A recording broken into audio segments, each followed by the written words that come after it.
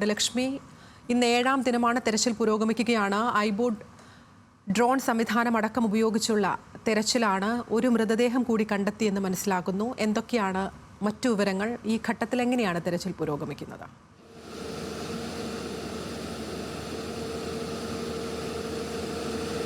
അതിര, ഇവിടെ ഇപ്പോൾ ഈ വെള്ളാർമല സ്കൂളിന് മുൻവശത്തായുള്ള സ്ഥലത്ത് ചൂരൽമലയിൽ ഇപ്പോൾ കാര്യമായി തന്നെ തെരച്ചിൽ നടക്കുകയാണ്. ഐബോർഡ് ഡ്രോൺ 8 ഇടങ്ങളിൽ 8 പോയിന്റുകളിൽ മനുഷ്യ ശരീരത്തിൻ്റെ സാന്നിധ്യമുണ്ട് എന്നുള്ള റിപ്പോർട്ട് നൽകിയിരിക്കുന്നു. കഴിഞ്ഞ ദിവസം 10ഓളം ഹോട്ട്സ്പോട്ടുകൾ കണ്ടെത്തിയിരുന്നു. അത് വിശദമായ അനാലിസിസിന് ശേഷമാണ് ഇപ്പോൾ 8 എന്ന നമ്പറിലേക്ക് റിട്ടയർഡ് മേജർ ജനറൽ ഇന്ദ്രപാലൻ എത്തിയിരിക്കുന്നത്. ഇപ്പോൾ അദ്ദേഹത്തിന്റെ നേതൃത്വത്തിൽ തന്നെ ഈ ഭാഗത്തായി ഇപ്പോൾ തെരച്ചിൽ നടക്കുന്നു.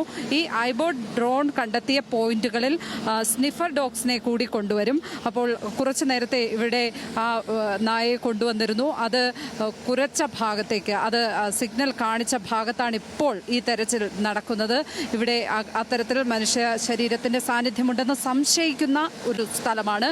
സ്കൂളിന് മുൻവശത്തായി പുഴയുടെ കരയിൽ മണ്ണടിഞ്ഞു കിടക്കുന്ന ഭാഗമാണ്. ഈ ഭാഗത്തേക്കൊന്നും നേരത്തെ തെരച്ചിൽ നടന്നിരുന്നില്ല. ആദ്യമായാണ് ഇപ്പോൾ ഈ മേഖല കേന്ദ്രീകരിച്ച് തെരച്ചിൽ നടക്കുന്നത്. ഈ ഭാഗത്ത് തെരച്ചിൽ നടത്തണം എന്നുള്ള ആവശ്യം തുടക്കം മുതൽ തന്നെ നാട്ടുകാർ ഉന്നയിക്കുന്നതാണ്. ഈ ഭാഗത്ത് മൃതദേഹങ്ങൾ വന്നടിയാൻ സാധ്യതയുണ്ട്, ഇവിടെ ഈ മണ്ണ് അടിഞ്ഞു കിടക്കുന്ന ഭാഗത്ത്. പക്ഷേ അന്നേരം സാങ്കേതികമായി ഈ ഭാഗത്തേക്ക് കൊണ്ടുവന്ന് മണ്ണുമാന്ത യന്ത്രങ്ങൾ കൊണ്ടുവന്ന് പരിശോധിക്കാൻ കഴിയാത്ത ഒരു പരിതസ്ഥിതിയായിരുന്നു ആ സമയത്തുണ്ടായിരുന്നത്. എന്നാൽ കാലാവസ്ഥയൊക്കെ അനുകൂലമായപ്പോൾ ഈ ഘട്ടത്തിൽ ഇവിടെ ഇപ്പോൾ പരിശോധനയ്ക്ക് സാധ്യമാകുന്ന ഒരു സാഹചര്യമുണ്ട്. അതാണിപ്പോൾ പരിശോധന കാര്യമായി തന്നെ നടക്കുന്നത്. മേജർ ഇന്ദ്രപാലിന്റെ നേതൃത്വത്തിലുള്ള സംഘം ഇന്നുമുണ്ട്. ഇന്നും അവർ ഐബോർഡ് ഡ്രോൺ പരിശോധന നടത്തുന്നുണ്ട്. ഇന്നലെ നടത്തിയ പരിശോധനയിലാണ് ആദ്യം 20 ഹോട്ട്സ്പോട്ടുകൾ എന്ന് പറഞ്ഞെങ്കിലും അദ്ദേഹം പിന്നീട് നമ്മളോട് 10 പോയിന്റുകൾ, പ്രധാനമായും 10 പോയിന്റുകളാണ് സംശയിക്കപ്പെടുന്നത് എന്ന് പറയുകയുണ്ടായി. അതിൽ തന്നെ കൂടുതൽ രാത്രിയുടനീളമുള്ള കൂടുതൽ അനാലിസിസിന് ശേഷം അത് 4 പോയിന്റ് ആയി ചുരുങ്ങുകയും അതിൽ ഒരു പോയിന്റാണ് ഈ ഭാഗത്താണ് ഇപ്പോൾ പരിശോധന നടക്കുന്നത്. തീർച്ചയായും സൂറത്തിൽ നിന്നടക്കമുള്ള സ്നിഫർ ഡോഗ്സുകളെ ഉപയോഗിച്ചുകൊണ്ടുള്ള വളരെ ശാസ്ത്രീയമായ ഒരു പരിശോധന തന്നെയാണ് നടക്കുന്നത്. അല്പസമയം മുമ്പ് നമ്മളോട് റവന്യൂ മന്ത്രി കെ രാജൻ പറഞ്ഞത് അവസാന ആളെയും അവസാന ശരീരഭാഗവും കണ്ടെത്തും വരെയുള്ള തെരച്ചിൽ അതായിരിക്കും നടത്തുക. അതുകൊണ്ട് തന്നെ കൂടുതൽ സാങ്കേതിക വിദ്യയുടെ സഹായത്തോടെ, കൂടുതൽ വൈദഗ്ധ്യത്തോടെ ഉള്ള ഒരു തെരച്ചിലായിരിക്കും ഇനി നേതൃത്വം കൊടുക്കുക. കാരണം ഇവിടെ കിലോമീറ്ററുകളോളം പ്രദേശം ഇങ്ങനെ കിടപ്പുണ്ട്. അവിടെ എല്ലാം മണ്ണുമാറ്റി പരിശോധന ഒരു പ്രായോഗികമായ കാര്യമല്ല. ഉരുളൻ പാറക്കല്ലുകൾ വന്നടിഞ്ഞു കിടക്കുകയാണ്. നമുക്കറിയാം, ഈ വയനാട് ദുരന്തത്തിൽ ഏറ്റവും കൂടുതൽ നാശം വിതച്ചത് വലിയ ഉരുളൻ പാറക്കല്ലുകളാണ്. അവയൊക്കെ നീക്കിയുള്ള ഒരു പരിശോധന ശരിക്കും പറഞ്ഞാൽ അപ്രാപ്യമാണ് ഈ ഘട്ടത്തിൽ. പക്ഷേ അത് കൂടുതൽ എവിടെയൊക്കെ ആകും സാധ്യത എന്നുള്ളത് നമ്മുടെ വൈദഗ്ധ്യം ഉപയോഗിച്ച് കണ്ടുപിടിച്ചതിന് ശേഷം ഒരു പരിശോധനയായിരിക്കും. കൂടുതൽ അങ്ങനെ ഒരു പോയിന്റഡ് ആയിട്ടുള്ള ഒരു പരിശോധനയായിരിക്കും ഈ ഘട്ടത്തിൽ സർക്കാരിന് ഏറെ ഗുണം ചെയ്യുക. ഈ തരത്തിൽ കാത്തിരിക്കുന്ന നിരവധി ബന്ധുക്കളുണ്ട്. 7ാം നാളിലും ഉറ്റവരെ കാത്തിരിക്കുന്ന ബന്ധുക്കളുണ്ട്. അവരുടെ ഉറ്റവരുടെ മൃതശരീരങ്ങൾക്ക് വേണ്ടിയുള്ള ഒരു പരിശോധനയാണ് ഇവിടെ നടക്കുന്നത്. ഈ ഭാഗത്തൊക്കെ ജനവാസമുണ്ടായിരുന്ന പ്രദേശത്താണിപ്പോൾ ഈ നിലയിൽ ഇങ്ങനെ കല്ലും മണ്ണും വന്ന അടിഞ്ഞു കിടക്കുന്നത്. അവിടെ ആ ഭാഗങ്ങളിലെല്ലാം നേരത്തെ പരിശോധന നടക്കാത്ത എല്ലാ ഇടങ്ങളിലേക്കും ഇപ്പോൾ ഐബോർഡ് ഡ്രോണിന്റെ സാന്നിധ്യം എത്തുന്നു. അവിടെ നിന്നും ഐബോർഡ് ഡ്രോൺ മാർക്ക് ചെയ്യുന്ന പ്രദേശങ്ങളിൽ സ്നിഫർ ഡോഗ്സിനെ ഉപയോഗിച്ച് കൂടുതൽ വ്യക്തത വരുത്തിയതിനു ശേഷം ആ പോയിന്റുകളിൽ പ്രത്യേകിച്ചും 3-4 പോയിന്റ് കേന്ദ്രീകരിച്ചുള്ള ഒരു പരിശോധനയാണ് ഇപ്പോൾ ഈ ഘട്ടത്തിൽ നടക്കുന്നത്. ആതിര, ശരി. അത്തരത്തിൽ ചൂരൽമലയിൽ പരിശോധന, രക്ഷാദൗത്യം പുരോഗമിച്ചുകൊണ്ടിരിക്കുകയാണ്. ഐബോർഡ് ഡ്രോൺ സംവിധാനം അടക്കമുള്ള ആധുനിക സംവിധാനങ്ങൾ ഉപയോഗിച്ചുള്ള പരിശോധനയാണ് ഈ ഘട്ടത്തിൽ പുരോഗമിക്കുന്നത്. 367 മരണമാണ് ഇതുവരെ അനൗദ്യോഗികമായി സ്ഥിരീകരിക്കപ്പെട്ടിട്ടുള്ളത്. 200-നടുത്ത ആളുകളെ ഇനിയും കണ്ടെത്താനുണ്ട്. അതുമായി ബന്ധപ്പെട്ട തെരച്ചിലാണ് ഈ ഘട്ടത്തിലും ഊർജിതമായി നടക്കുന്നത്. പി കെ സരീഷ് കൂടി ചേരുന്നുണ്ട്. സരീഷ്, 7ാം ദിനമാണ്. ഇന്നിപ്പോൾ ഈ ചൂരൽമലയിലേക്ക് തെരച്ചിലിനായി പോകുന്നവരുടെ എണ്ണത്തിൽ അടക്കം നിയന്ത്രണം ഏർപ്പെടുത്തിയിട്ടുണ്ട്. അത് തെരച്ചിലിനെ ബാധിച്ചിട്ടുണ്ടോ? എത്തരത്തിലാണ് ഈ ഘട്ടത്തിൽ തെരച്ചിൽ പുരോഗമിക്കുന്നത്? നിലവിൽ ഈ ബേലി പാലം വഴി 1500 പേരെ മാത്രമേ ഒരു ദിവസം കടത്തിവിടൂ എന്നുള്ളതാണ് സംസ്ഥാന സർക്കാരിൻ്റെയും ജില്ലാ കളക്ടറുടെയും ഉത്തരവ്. കാരണം കൂടുതൽ രക്ഷാപ്രവർത്തകർ ഈ സാഹചര്യത്തിൽ ഇനി എത്തേണ്ടതില്ല എന്നുള്ളതാണ് മനസ്സിലാക്കുന്നത്. അതുകൊണ്ട് തന്നെയാണ് അത്തരത്തിലുള്ളൊരു തീരുമാനമെടുത്തിട്ടുള്ളത്. പക്ഷേ നിലവിലെ സാഹചര്യത്തിൽ എന്തായാലും രക്ഷാപ്രവർത്തനത്തിനെ അത് കാര്യമായി ബാധിച്ചിട്ടില്ല എന്ന് തന്നെ വേണം പറയാൻ. കാരണം എല്ലാ സ്ഥലത്തും ഇനി നടക്കേണ്ടത് JCB ഉപയോഗിച്ച് അല്ലെങ്കിൽ മണ്ണുമാന്തി യന്ത്രങ്ങൾ ഉപയോഗിച്ചുള്ള മണ്ണ് നീക്കിയുള്ള പരിശോധനയാണ്. മണ്ണും പാറക്കല്ലുകളും ഉൾപ്പെടെയുള്ള നീക്കിയുള്ള പരിശോധനയാണ് ഇനി നടക്കേണ്ടത്. അപ്പോൾ അത് നടക്കുമ്പോൾ കൂടുതലായി സന്നദ്ധ സംഘടനാ പ്രവർത്തകരെ ആവശ്യമില്ല എന്നുള്ളതാണ് ദുരന്ത നിവാരണ അതോറിറ്റി തന്നെ അറിയിച്ചിരിക്കുന്ന വിവരം. ടി സിദ്ദിഖ് മാധ്യമങ്ങളോട് സംസാരിക്കുകയായിരുന്നു. PK സരീഷ് തുടരുന്നുണ്ട്. സരീഷ്, രാവിലത്തെ ഒരു തീരുമാനമനുസരിച്ച് 12 മേഖലകളായി തിരിച്ച് തന്നെ പരിശോധന നടത്താനായിരുന്നു പദ്ധതിയിട്ടിരുന്നത്. അത്തരത്തിൽ തന്നെയാണോ ഈ പരിശോധന ഈ ഘട്ടത്തിൽ തുടരുന്നതോടൊപ്പം തന്നെ ഈ വനമേഖല, അതിർത്തി പ്രദേശങ്ങൾ, ഇതൊക്കെ ഈ സോണുകളിൽ പെടുന്നുണ്ടോ?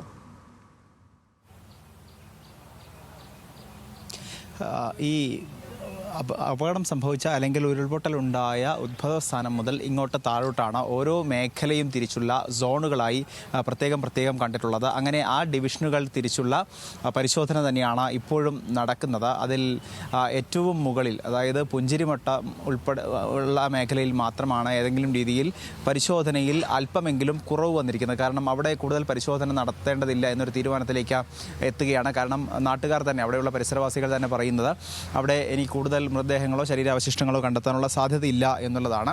പക്ഷേ ഇന്ന് വൈകിട്ട് മാത്രമേ അതിലേതെങ്കിലും തരത്തിലുള്ള അന്തിമ തീരുമാനം കൈക്കൊള്ളൂ.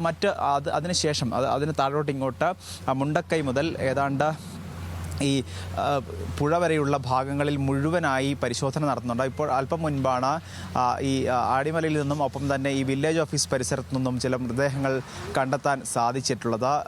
ഇപ്പോൾ ആ മൃതദേഹം ലഭിച്ച ഭാഗത്ത് കൂടുതൽ പരിശോധന നടത്തുന്നതാണ് നമ്മൾ ദൃശ്യങ്ങളിൽ കാണുന്നത്. ഈ പാറയ്ക്ക് അടിയിൽ ആണ് ഒരു മൃതദേഹം ാണ് ഇപ്പോൾ കൂടുതലായി പരിശോധന നടത്തുന്നത്. മണ്ണ് മാറ്റി ഒപ്പം തന്നെ പാറക്കല്ലുകൾ മാറ്റി അതിനടിയിൽ കൂടുതൽ മൃതദേഹങ്ങളുണ്ടോ എന്ന പരിശോധനയാണ് ഇപ്പോൾ നടത്തുന്നത്. നേരത്തെ ഈ മൃതദേഹങ്ങൾ പലപ്പോഴും ലഭിക്കുമ്പോൾ ജീർണാവസ്ഥയിലാണ്. അതുകൊണ്ട് തന്നെ ആരുടേതാണ് എന്ന് കൃത്യമായ തിരിച്ചറിയാൻ സാധിക്കുന്നില്ല എന്നുള്ളതാണ് ഏറ്റവും വലിയ പ്രതിസന്ധിയായി നിലനിൽക്കുന്നത്. അതുകൊണ്ട് തന്നെ ഇവിടെ നിന്നും ലഭിക്കുന്ന മൃതദേഹങ്ങൾ ഉടനടി തന്നെ മേപ്പാടിയിൽ താൽക്കാലികമായി തയ്യാറാക്കിയ മോർച്ചറിയിലേക്ക് മാറ്റും. അവിടെ നിന്നും പോസ്റ്റ്മോർട്ടം നടപടികൾ പൂർത്തിയാക്കും. നിലവിൽ ആളുകളുടെ മിസ്സിംഗ് കേസുമായി ഏതെങ്കിലും തരത്തിൽ ലിങ്ക് ചെയ്യാനോ അല്ലെങ്കിൽ അവരുമായി ബന്ധപ്പെട്ട് ഏതെങ്കിലും തരത്തിലുള്ള സൂചനകൾ ലഭിക്കുകയാണെങ്കിൽ ഉടൻ തന്നെ ബന്ധുക്കളെ വിളിക്കും. അല്ലെങ്കിൽ ക്യാമ്പിലുള്ള ആളുകളെ വിളിച്ച്, അല്ലെങ്കിൽ മിസ്സിംഗ് കേസുമായി ബന്ധപ്പെട്ട് ക്യാമ്പിനുള്ളിൽ തന്നെ പരാതി ഉണ്ടെങ്കിൽ അവരെ വിളിച്ച് ഏതെങ്കിലും തരത്തിൽ മൃതദേഹം തിരിച്ചറിയാൻ ആവുമോ എന്ന് നോക്കുകയാണ് ചെയ്യുന്നത്. പക്ഷേ പലപ്പോഴും ഉറ്റവർക്ക് സ്വന്തം മക്കളുടെ മൃതദേഹങ്ങൾ പോലും തിരിച്ചറിയാനാവാത്ത സാഹചര്യങ്ങളൊക്കെ ഉണ്ടായിട്ടുണ്ട്. 2 or 3 തവണ പരിശോധിച്ചപ്പോൾ മാത്രമാണ് ചില മൃതദേഹങ്ങളെങ്കിലും തിരിച്ചറിയാൻ സാധിക്കുകയും ചെയ്തിട്ടുള്ളത്. അത്തരത്തിലുള്ളൊരു ജീർണാവസ്ഥയിലാണ് പലപ്പോഴും മൃതദേഹങ്ങളോ ശരീരഭാഗങ്ങളോ ലഭിക്കുന്നത്.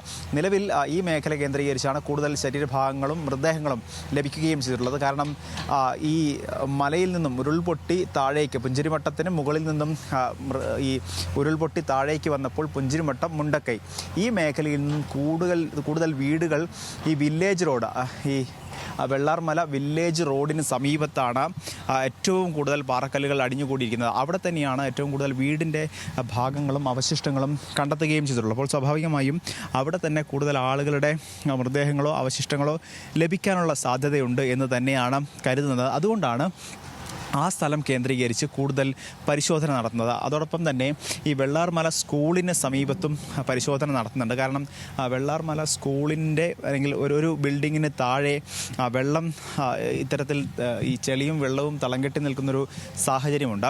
അവിടെ നിന്നും കഴിഞ്ഞ ദിവസങ്ങളിലെല്ലാം രൂക്ഷമായ ദുർഗന്ധം വമിക്കുന്നൊരു അവസ്ഥയുണ്ടായിരുന്നു. അതുകൊണ്ട് തന്നെ ആ ബിൽഡിങ്ങിനടിയിൽ ആ വെള്ളക്കെട്ടിൽ ഏതെങ്കിലും രീതിയിൽ മനുഷ്യ സാന്നിധ്യമുണ്ടോ അല്ലെങ്കിൽ മനുഷ്യ ശരീരമുണ്ടോ തുടങ്ങിയ പരിശോധനകളും ഇപ്പോൾ നടക്കുന്നുണ്ട്. അതോടൊപ്പം തന്നെ ഈ ബേലി പാലത്തിന് സമീപം, ഒപ്പം അതിന് താഴെ ഈ ചെളിയും മണ്ണും പുതഞ്ഞ സ്ഥലം, ക്ഷേത്രം ഉൾപ്പെടെ ഉണ്ടായിരുന്ന ചൂരൽമലയിലും തെരച്ചിൽ പുരോഗമിക്കുകയാണ്. ചൂരൽമലയ്ക്ക് മുകളിലേക്ക് തെരച്ചിലിനായി പോകുന്നവരുടെ എണ്ണത്തിലടക്കം നിയന്ത്രണം ഏർപ്പെടുത്തിയിട്ടുണ്ട്. ഈ എണ്ണം കൂടുന്നത് തെരച്ചിലിന് തിരിച്ചടിയാകും എന്ന വിലയിരുത്തലിന്റെ അടിസ്ഥാനത്തിലാണ് ഇത്തരത്തിൽ ഒരു തീരുമാനം. അതുകൊണ്ടാണ് ഇത്തരത്തിൽ രക്ഷാപ്രവർത്തനം കർശനമാക്കിയിരിക്കുന്നത്. വിശദാംശങ്ങൾ നൽകുകയായിരുന്നു PK സരീഷ്, ഞങ്ങളുടെ പ്രതിനിധി. രമ്യ ദാസ് കൂടി ചേരുന്നുണ്ട് ചാലിയാറിൽ നിന്ന്. രമ്യ, ഇന്ന് ഈ പുഴ കേന്ദ്രീകരിച്ച് ചാത്തമുണ്ട വരെ, ഇരട്ടിക്കുത്തി മുതൽ ചാത്തമുണ്ട വരെയാണ് തിരച്ചിൽ എന്നുള്ളതാണ് മനസ്സിലാകുന്നത്. നമുക്കറിയാം ഏറ്റവും കൂടുതൽ മൃതദേഹങ്ങൾ ലഭിച്ചത് ചാലിയാർ പുഴയിൽ നിന്നാണ്. ചാലിയാർ പുഴ ഒരു മരണപ്പുഴയായി മാറുന്നതാണ് നമ്മൾ കണ്ടത്. എങ്ങനെയാണ് തിരച്ചിൽ പുരോഗമിക്കുന്നത്? തീർച്ചയായും ഇന്നിവിടെ തെരച്ചിൽ പുരോഗമിച്ചുകൊണ്ടിരിക്കുകയാണ്. രാവിലെ 8 മണിയോടുകൂടിയാണ് ഇത്തരത്തിൽ ഈ പോത്തുകൽ പഞ്ചായത്തിലെ 9 വാർഡുകൾ കേന്ദ്രീകരിച്ചത്, അതായത് ഇരുട്ടുകുത്തി മുതൽ ചാത്തമുണ്ട വരെയുള്ള 9 വാർഡുകൾ കേന്ദ്രീകരിച്ചുള്ള പരിശോധനകൾ തുടർന്നുകൊണ്ടിരിക്കുന്നത്. വലിയൊരു അളവിൽ തന്നെ പോലീസുകാരുണ്ട്, സന്നദ്ധ പ്രവർത്തകരുണ്ട്, അതുപോലെ തന്നെ പഞ്ചായത്ത് വാർഡ് അംഗങ്ങളുണ്ട്. ഓരോ പഞ്ചായത്തിലും 9 വാർഡുകളാണുള്ളത്. ഇതിൽ 9 വാർഡിലെയും അംഗങ്ങളും ഇവിടെയുണ്ട്. ഇത്തരത്തിലാണ് പരിശോധനകൾ. ഓരോ വാർഡിലെയും അംഗങ്ങൾ അവരവരുടെ വാർഡ് പരിധികളിൽ പരിശോധന നടത്തുക എന്നുള്ളതാണ് ഇവിടെ നടന്നുകൊണ്ടിരിക്കുന്നത്. അത്തരത്തിലുള്ള പരിശോധനകൾ നടന്നുകൊണ്ടിരിക്കുകയാണ്. നമ്മളിപ്പോൾ ഉള്ളത് അമ്പുട്ടാമ്പെട്ടിയിലാണ്. ഇപ്പോൾ എനിക്ക് പുറകിൽ കാണാം വലിയൊരു മരം വന്ന് അടിഞ്ഞിരിക്കുന്നത്. അതായത് ശക്തമായ കുത്തൊഴുക്കിൽ അപകടം നടന്ന അന്ന് ശക്തമായ കുത്തൊഴുക്ക് ഉണ്ടാകുകയും അന്ന് വന്നടിഞ്ഞ വലിയൊരു മുളംകൂട്ടമാണ് ഈ കാണുന്നത്. ഇവിടെയാണ് ഇപ്പോൾ ഇത്തരത്തിൽ ആ മുളംകൂട്ടത്തിനുള്ളിൽ ഇത്തരത്തിൽ മൃതദേഹഭാഗങ്ങൾ ഉണ്ടോ എന്നുള്ള പരിശോധനയാണ്. മുള വെട്ടിമുറിച്ചു മാറ്റി അതിനുള്ളിൽ മൃതദേഹങ്ങൾ കണ്ടെത്താനുള്ള ശ്രമമാണ്, ഉണ്ടെങ്കിൽ അവ കണ്ടെത്താനുള്ള ശ്രമമാണ് ഇപ്പോൾ സന്നദ്ധ പ്രവർത്തകർ ഉൾപ്പെടെ നടത്തിക്കൊണ്ടിരിക്കുന്നത്. ഈ മേഖലയിൽ വലിയ രീതിയിൽ, അതായത് ഇപ്പോൾ ഞാൻ നിൽക്കുന്ന മേഖല എന്ന് പറയുന്നത് ഇത് ചാലിയാർ പുഴയാണ്. ചാലിയാർ പുഴയിലെ ഈ ഭാഗത്ത് വൻതോതിൽ മണലാണ് വന്ന് അടിഞ്ഞിട്ടുള്ളത്. 2018 പ്രളയത്തിലും ഇത്തരത്തിൽ ഈ മേഖലയിൽ വൻതോതിൽ മണൽ വന്നടിയുകയും അതിനുശേഷം പുഴയിലെ മണൽ മാറ്റിയാണ് ഈ മേഖലയിലൂടെ നീരൊഴുക്ക് നടത്തിയിരുന്നത്. എന്നാൽ ഇന്ന് ഈ പുഴ 2018 ഈ പുഴ ഗതിമാറി ഒഴുകുന്നത്. നമുക്ക് ദൃശ്യങ്ങളിൽ കാണാം മറ്റൊരു വശത്തു കൂടി ഈ പുഴ ഒഴുകി വരുന്നത്. ഇത്തരത്തിൽ ഈ ഒരു അപകടം നടന്ന സമയത്തും ഇത്തരത്തിൽ വലിയ തോതിലാണ് ഇവിടെ മണലടിഞ്ഞിട്ടുള്ളത്. ഇത്തരത്തിൽ ഈ മണൽ അതുപോലെ തന്നെ മരങ്ങൾ, ഇതിലൊക്കെ ഇടയിൽ എന്തെങ്കിലും മൃതദേഹങ്ങൾ ഉണ്ടെങ്കിൽ കണ്ടെത്താനുള്ള പരിശ്രമമാണ് ഇന്നിപ്പോൾ നടന്നുകൊണ്ടിരിക്കുന്നത്. ഇന്ന് 7ാമത്തെ ദിനമാണ്. കഴിഞ്ഞ 6 ദിവസങ്ങളിലും ഈ മേഖലകളിലെല്ലാം ശക്തമായ പരിശോധന നടന്നിരുന്നു. ഇത്തരത്തിലൊന്നും കണ്ടെത്താൻ കഴിഞ്ഞിട്ടില്ല. കൂടാതെ ഇന്നലെ കൂടുതലായി വനമേഖല കേന്ദ്രീകരിച്ചായിരുന്നു പരിശോധന നടത്തിയിരുന്നത്. ചൂരൽമല, ചാലിയാർ, മുണ്ടക്കൈ പ്രദേശങ്ങളൊക്കെ കേന്ദ്രീകരിച്ച് ഇന്ന് ഈ ഘട്ടത്തിലും തിരച്ചിൽ പുരോഗമിക്കുകയാണ്. ചാലിയാറിൽ പഞ്ചായത്ത് അംഗങ്ങളുടെ നേതൃത്വത്തിൽ ആണ് തെരച്ചിൽ പുരോഗമിക്കുന്നത്. വിശദാംശങ്ങൾ നൽകുകയായിരുന്നു രമ്യ ദാസ്.